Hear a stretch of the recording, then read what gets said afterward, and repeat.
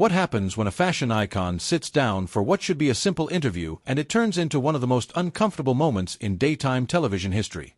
Before we get into this absolute train wreck, make sure you hit that subscribe button and drop a comment below telling me whose side you're on after watching this. Trust me, you're going to have opinions. So, Victoria Beckham was on The View to promote her latest fashion line. And what started as polite conversation about her designs quickly spiraled into something nobody saw coming. The tension in that studio was thick enough to cut with a knife. And by the end, Victoria had had enough. She stood up, took off her microphone, and walked right off that set while the cameras were still rolling. But let's rewind and see exactly how we got there, because the build-up to this moment is absolutely wild. The interview started innocently enough. Whoopi Goldberg welcomed Victoria to the table, and there was the usual small talk about her fashion collection. Victoria was talking about the inspiration behind her new autumn line, discussing the fabrics, the cuts, the color palette. She seemed relaxed, professional, doing what she does best, talking about fashion. The hosts were nodding along, asking the standard questions you'd expect. Joy Behar asked about her favorite piece from the collection, and Victoria lit up talking about this particular blazer she designed. Then Sunn Hostin jumped in. Now if you watch The View regularly, you know Sunny doesn't hold back. She's known for asking the tough questions, for pushing buttons, for going where other hosts might tread carefully. And on this particular day, she decided to take the conversation in a completely different direction. Sunny leaned forward and said, quote, "Victoria, I want to ask you something that I think a lot of people wonder about. Your brand markets itself as accessible luxury, but your price points are still quite high. A dress from your collection can cost upwards of $2,000. How do you reconcile calling that accessible when most working women can't afford those prices?" You could see Victoria's expression shift. She maintained her composure, but there was a flicker of something in her eyes. She responded, "Well, Sunny, accessible luxury means we're providing high-quality pieces at a lower price point than traditional luxury brands. We're not fast fashion. We're creating investment pieces that last." But Sunny wasn't done. She pressed further, saying, "But Victoria, isn't that just marketing speak? You're still pricing out the average woman. You talk about empowering women through fashion, but only wealthy women can actually wear your clothes. Doesn't that seem contradictory to you?" The atmosphere at the table changed instantly. Whoopi glanced at Sunny with a look that seemed to say, "Ease up." But Sunny held her ground. Victoria shifted in her seat and replied, "I think that's a bit unfair. We offer different price points across different ranges, and women save up for pieces they love. Fashion has always been aspirational." Sunny came back with aspirational or exclusionary because there's a difference. You built your career on being relatable, being one of the Spice Girls singing about girl power. And now you're selling handbags that cost more than some people's monthly rent. Do you see why that might feel out of touch? Victoria's jaw tightened. She said, "I don't think it's out of touch to build a successful business. I've worked incredibly hard to establish my brand, and I'm proud of what we've created. Not everything has to be affordable for everyone. There are different markets, different customers." Joy tried to jump in and lighten things up, making a joke about how she couldn't afford Victoria's clothes either, but that's what credit cards are for. A few people in the audience laughed, but the tension didn't dissipate. Sunny wasn't backing down, and Victoria was clearly becoming more defensive. Sunny continued, "But you do see the irony, right? You came from a working-class background.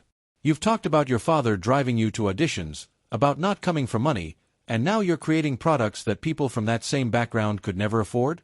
Has success made you forget where you came from?" That question landed like a bomb. Victoria's face went pale, then flushed. She leaned forward and said, "Now wait just a minute. You don't get to question where I came from or what I remember. My background is precisely why I work as hard as I do. I wanted to create something to build something, and I've done that. I'm not going to apologize for being successful." Sunny replied, "I'm not asking you to apologize for success. I'm asking you to acknowledge the disconnect between your messaging and your reality. You can't claim to be for every woman when your price tags say otherwise." Whoopi tried to intervene, saying, "Okay, let's take a breath here. Victoria, tell us about your inspiration for this season's designs. Where did the creative vision come from?" But Victoria wasn't ready to move on. She looked directly at Sunny and said, "You know what? I think there's something else going on here.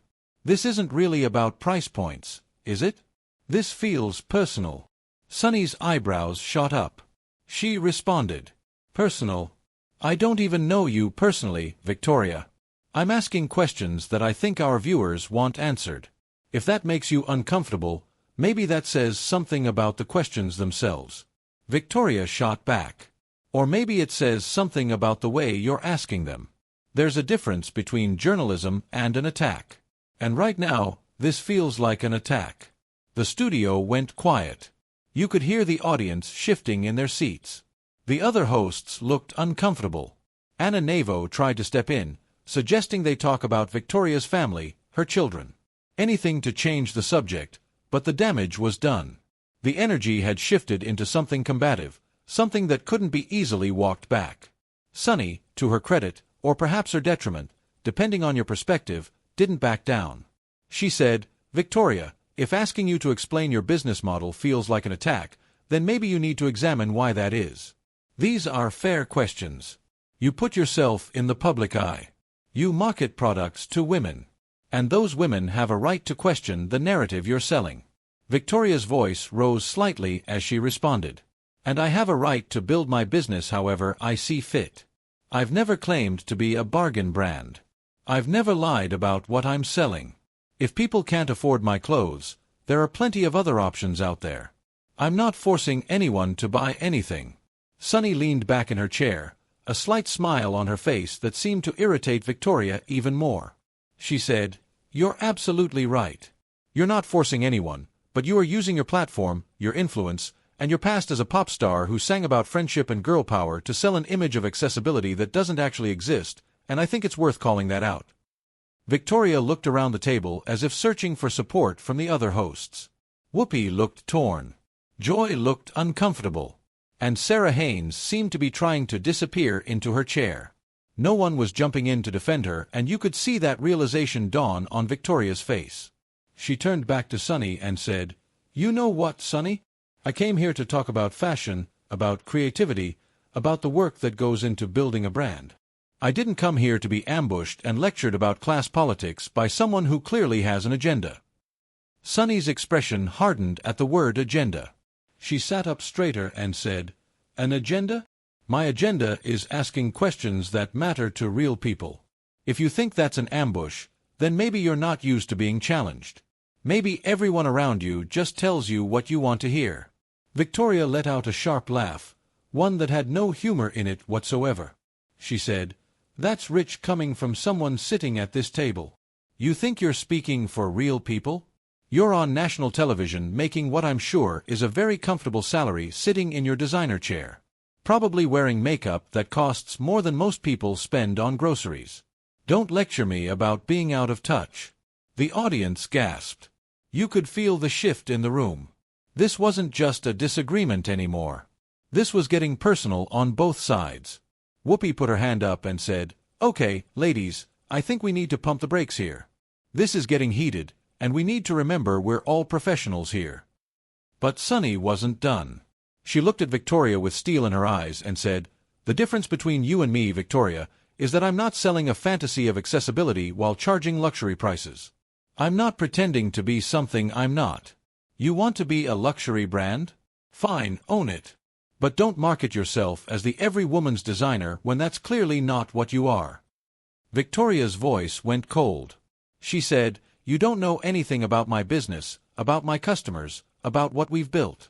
You're sitting here making assumptions based on what? A quick Google search before the show. This is exactly what's wrong with this format. You invite someone on, you act friendly, and then you ambush them with gotcha questions designed to make them look bad." Joy tried to interject, saying, "Victoria, I don't think Sunny meant it as a gotcha. She's known for asking tough questions. That's kind of her thing. It's nothing personal." Victoria whipped around to face Joy and said, "Really? Because it feels pretty personal. The way she's been looking at me since I sat down, the tone of her voice, the way she's twisting everything I say. If this isn't personal, then she's just naturally hostile, and I'm not sure which is worse." Sunny leaned forward, her voice steady and controlled. She said, "Victoria, I've interviewed hundreds of people on this show, politicians, celebrities, business owners. I ask everyone tough questions. If you can't handle being asked to explain the contradictions in your brand messaging, that's not my problem. That's yours." Victoria's face flushed deeper. She said, "There is no contradiction. You've created one in your mind because you've already decided who I am before I even open my mouth. You think I'm some out-of-touch rich woman who doesn't care about regular people. You've made up your mind and nothing I say is going to change that. So, what's the point of even being here?" Anna Navarro finally spoke up, trying to redirect. She said, "Maybe we can talk about your charity work, Victoria. I know you've done a lot with various organizations. Can you tell us about that?" But Victoria shook her head.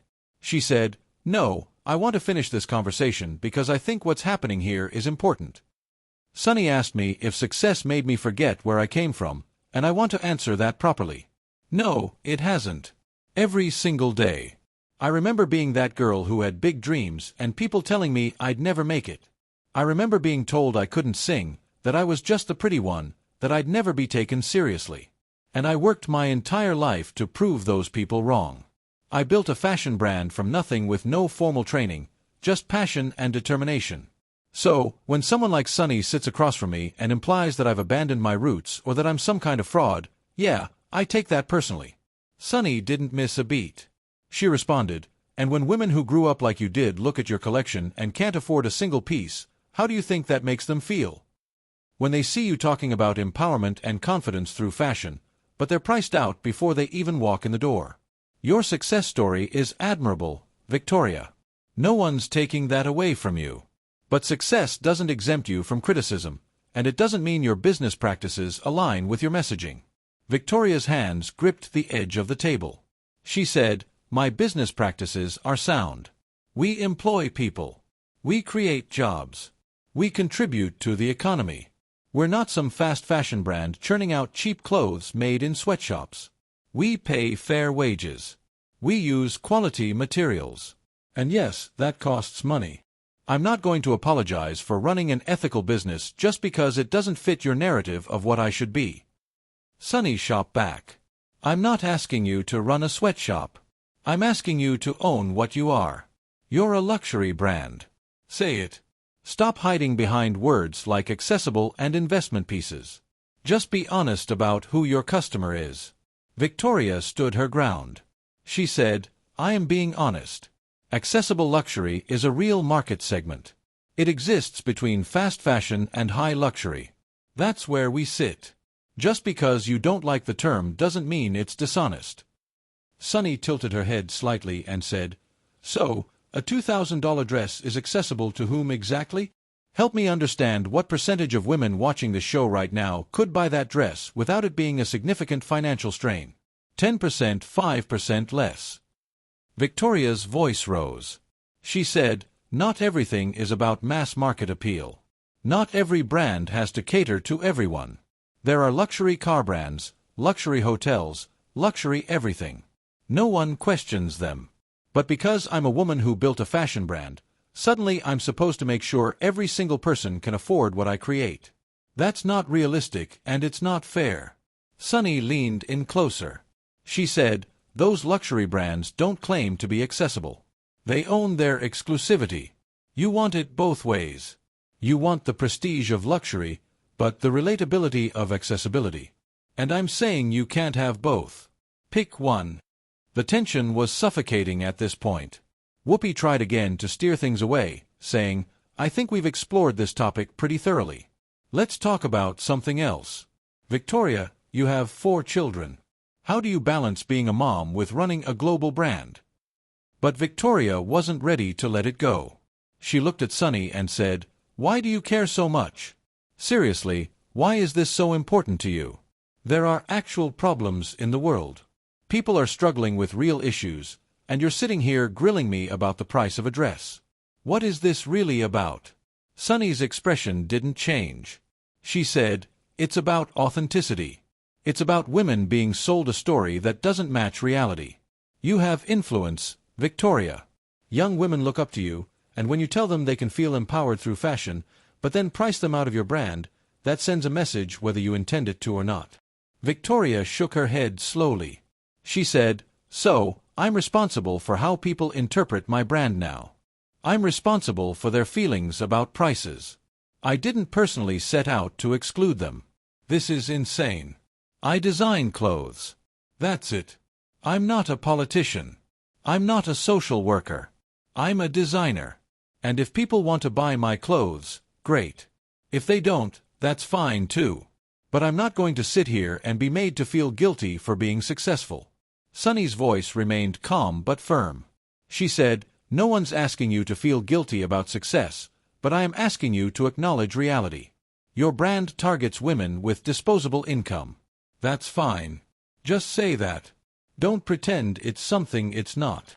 Victoria stood up slightly in her seat, then sat back down, clearly agitated. She said, "You know what? This is exactly why celebrities stop doing interviews. Because no matter what you say, no matter how you explain yourself, there's always someone ready to tear you down. I could sit here all day and explain my business model, my pricing strategy, my vision, and you'd still find something wrong with it. So, what's the point?" Sunny responded, "The point is transparency. The point is not hiding behind marketing buzzwords. You're a smart businesswoman, Victoria.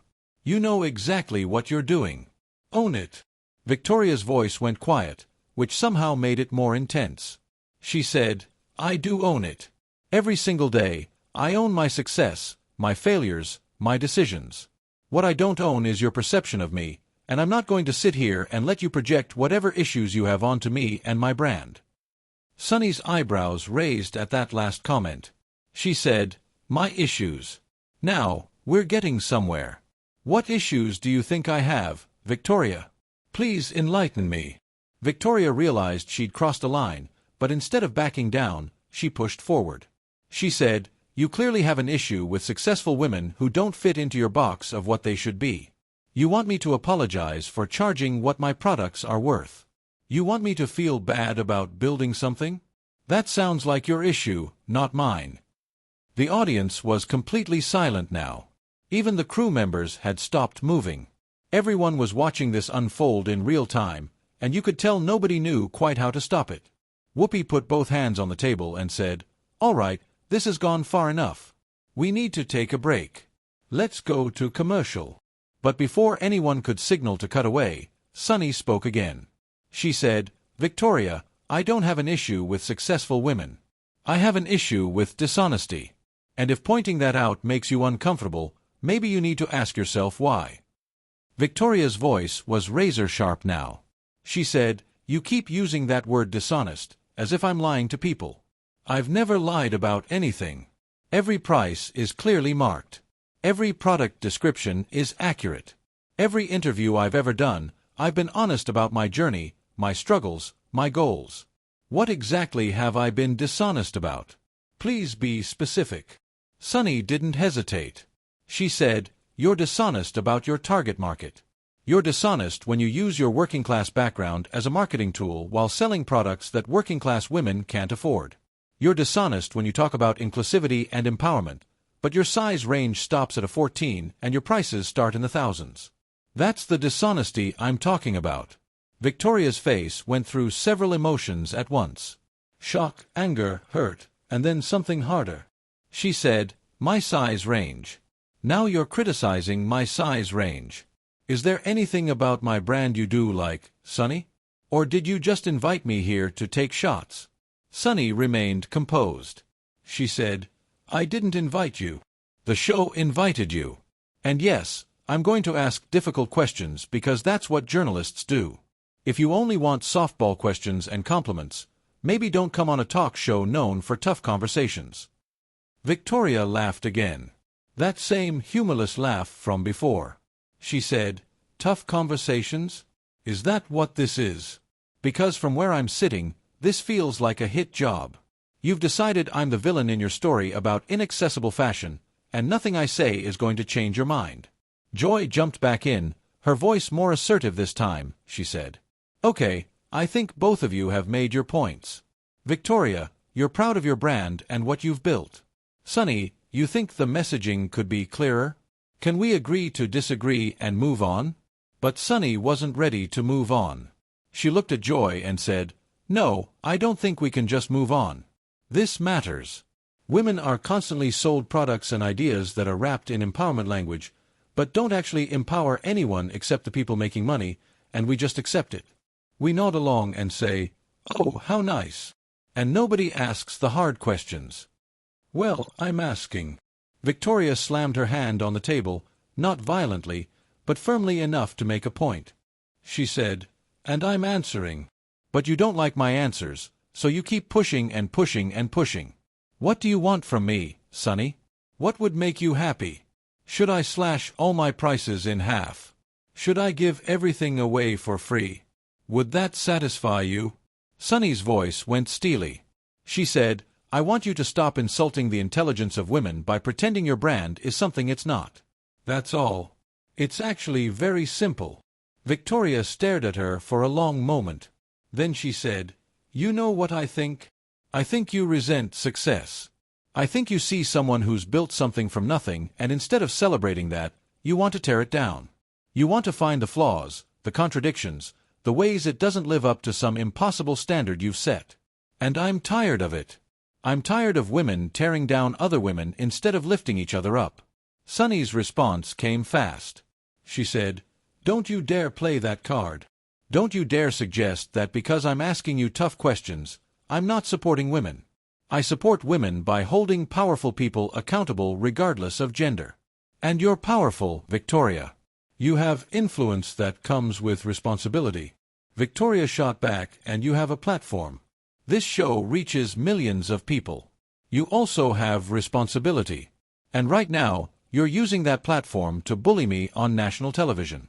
The word bully hung in the air like smoke. Sunny's expression changed slightly. A flicker of something, surprise, maybe, or anger. She said, "Bully you? I'm asking you questions.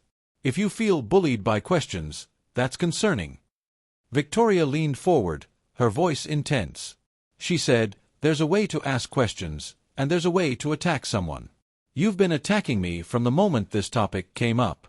Your tone, your facial expressions, the way you keep interrupting me. This isn't journalism, Sunny. This is personal." Whoopi tried once more to intervene. She said, "Ladies, please. We can have different viewpoints without it getting this heated. Let's remember we're all here to have a conversation, not a confrontation." But Victoria kept her eyes locked on Sunny. She said, "I want to know why. Why do you have such a problem with me? Have we met before? Did I do something to offend you? Because this level of hostility doesn't come from nowhere." Sunny met her gaze without flinching. She said, "We've never met. I don't know you personally, but I know your brand. I know your marketing, and I know the gap between what you say and what you do. That's what I have a problem with. Not you as a person, your business practices." Victoria shook her head. She said, No, this is personal. I can feel it. This isn't about business practices or marketing or price points. You don't like me. Just admit it." Sunny paused, then said, "I don't have an opinion about you personally because I don't know you. What I don't like is hypocrisy, and I see it in how your brand operates." Victoria's voice cracked slightly. She said, "I have spent 20 years building credibility in an industry that didn't want me. I've been mocked, dismissed, underestimated. I've had to work twice as hard as anyone else to be taken seriously, and I've done it.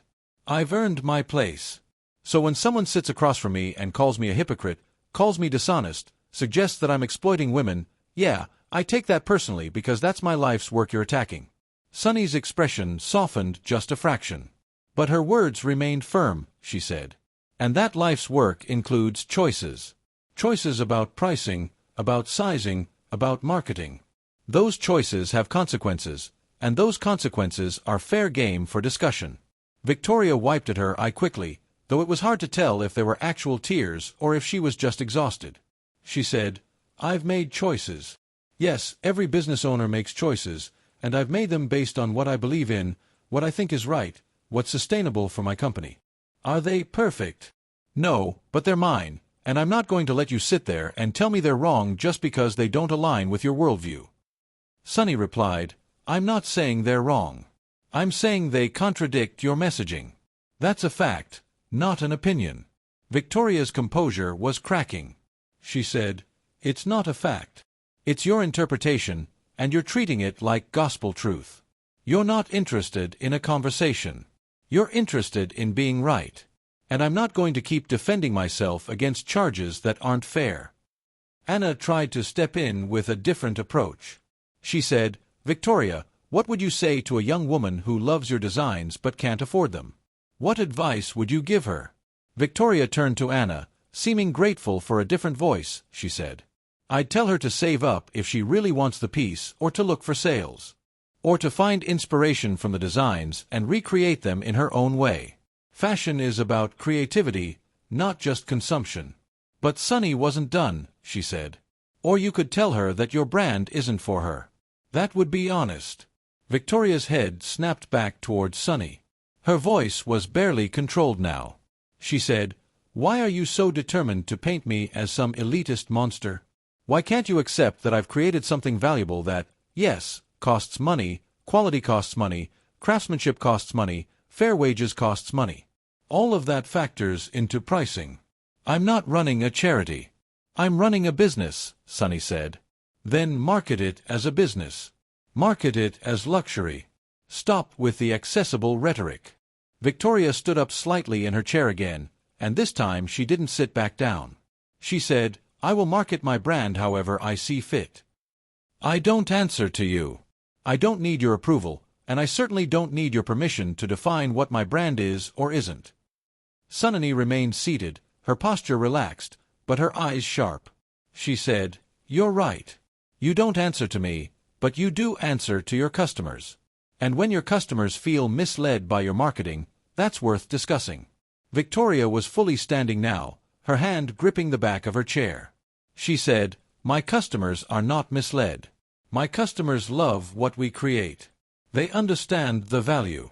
They appreciate the quality. The only person here who seems to have a problem is you. Whoopi stood up as well, trying to physically insert herself into the situation. She said, Okay, everyone needs to calm down.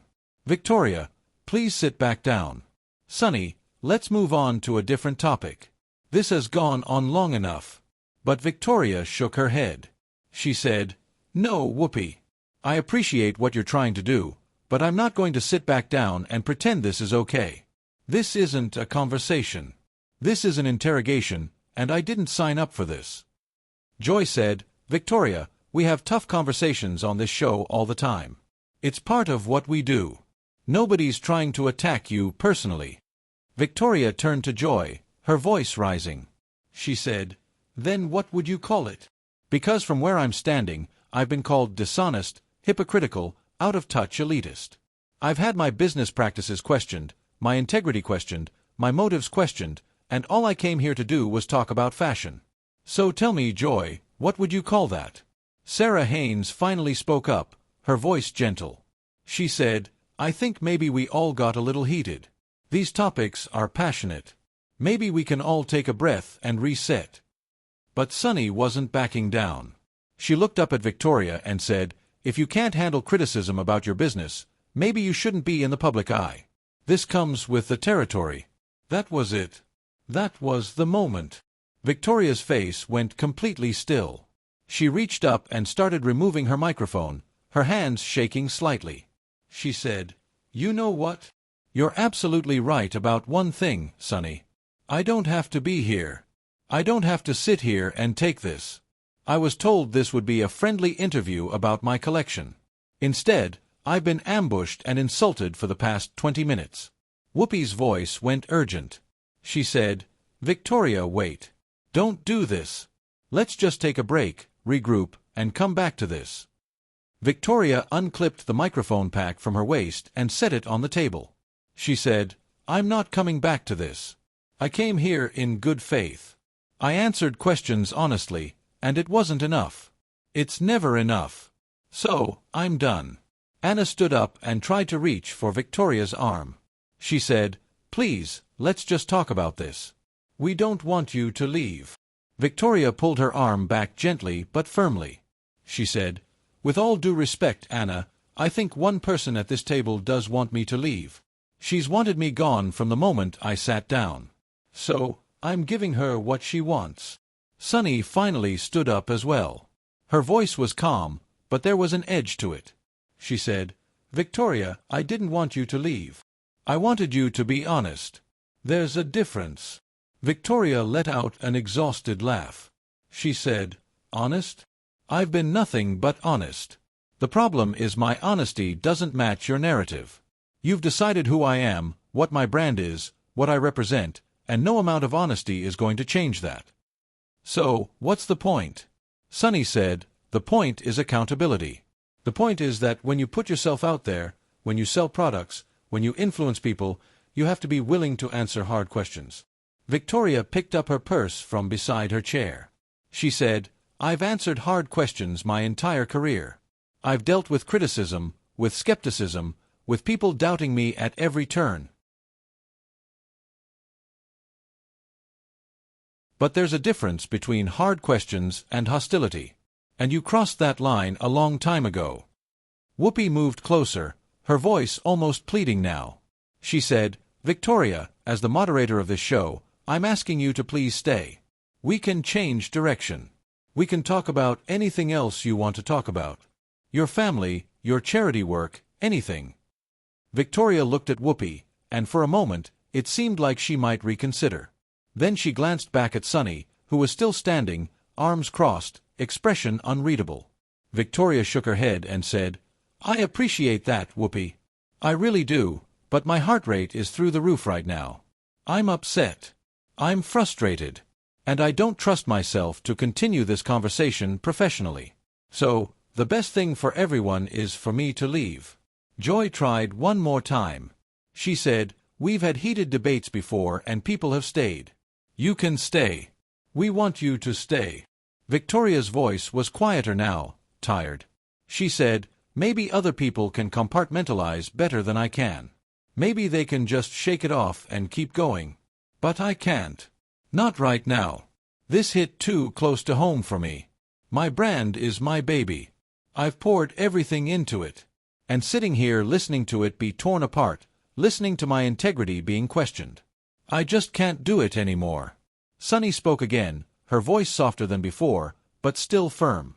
She said, "Victoria, I wasn't trying to tear you apart. I was trying to have a real conversation about real issues in the fashion industry.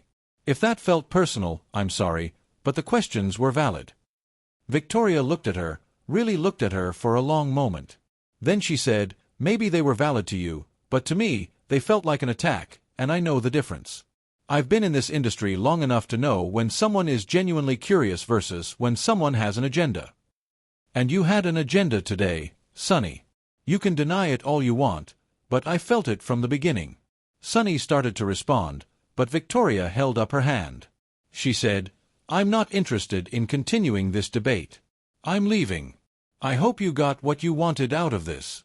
She started walking toward the edge of the set. The cameras were still rolling, catching every moment. Whoopi called after her, saying, "Victoria, please, one more chance. Just sit back down." Victoria stopped and turned back one more time. She said, "Whoopi, you're a legend. I have so much respect for you, but I can't. I just can't. This whole thing has left a bad taste in my mouth, and I need to protect my peace. I hope you understand." Whoopi nodded slowly, disappointment clear on her face.